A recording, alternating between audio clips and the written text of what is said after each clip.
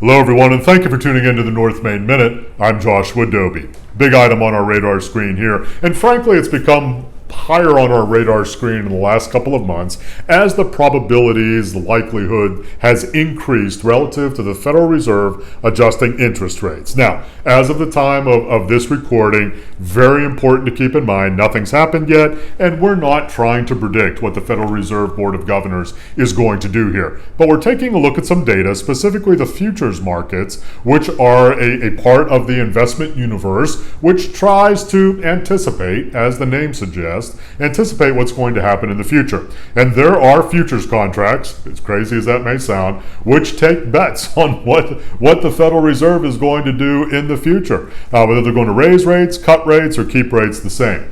And as of this time, and we've seen a notable increase in the market anticipation that the Federal Reserve is going to be cutting rates by 0.25 percentage point, which is the overnight lending rate between the Federal Reserve and member banks, by 0.25 percentage point at their September meeting, and possibly doing so again before the end of the year. Now, I'm going to emphasize again, nothing's real until it's real, but because the probabilities in the futures markets have increased notably, we thought it important to raise that as something to keep on your radar screen. Don't plan for it at this point, but something to keep on your radar screen so that there's less of a surprise if that does happen. Now, you've heard us talk about interest rates a lot, especially here over the last 5 or 6 years or so. As rates were at bottoms, they spiked. Now they're coming down to a little bit more of a normalized kind of space. So what does that actually mean? Well, it means a lot of different things. I'm not going to be comprehensive in it here. When you hear that rates are being reduced, though, don't think automatically that mortgages automatically get cheaper, car loans get cheaper, lines of credit get cheaper. There's not a one-to-one correlation, but there is a relationship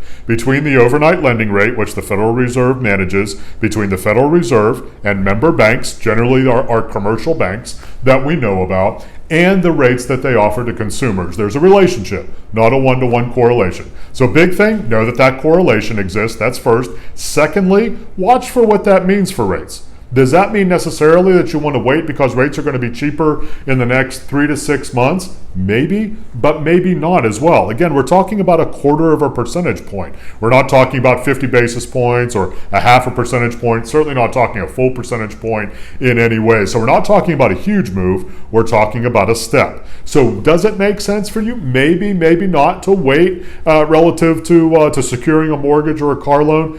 For most folks, it still makes sense, even with a 0.25 point adjustment, if it works out on all the other financial metrics to still move forward, meaning not necessarily a reason to wait because we don't know what the Federal Reserve may do, and it would be inappropriate. It would be out of place for us to assume unnaturally. That's the second big point. Third big point when it comes to interest rates, because this is how the market thinks as well. If there's one, there's probably going to be another one because we think in straight lines. Remember that.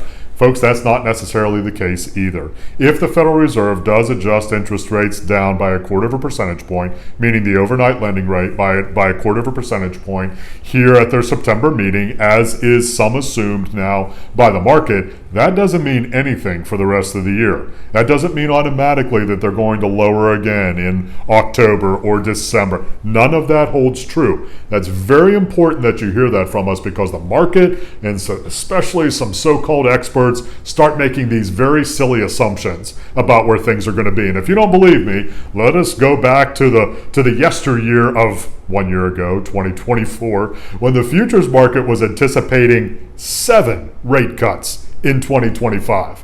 Check me on it. As of December of 24, the futures markets were pricing in 7 rate cuts here in 2025. Folks, we haven't had one yet. We may have one now, maybe 2 at the high end of things. But I say that to illustrate, again, making assumptions, even based upon the data that I'm sharing with you here, can get a little bit dangerous. If you'd like to reach out to us, talk about what interest rates mean for your portfolio. What does that mean for equities? What does that mean for bonds? What does it mean for money market accounts, commodities, other kinds of investment holdings relative to your portfolio, not only today, but for what's to come? We'd love to hear from you. NorthMainFinancial.com.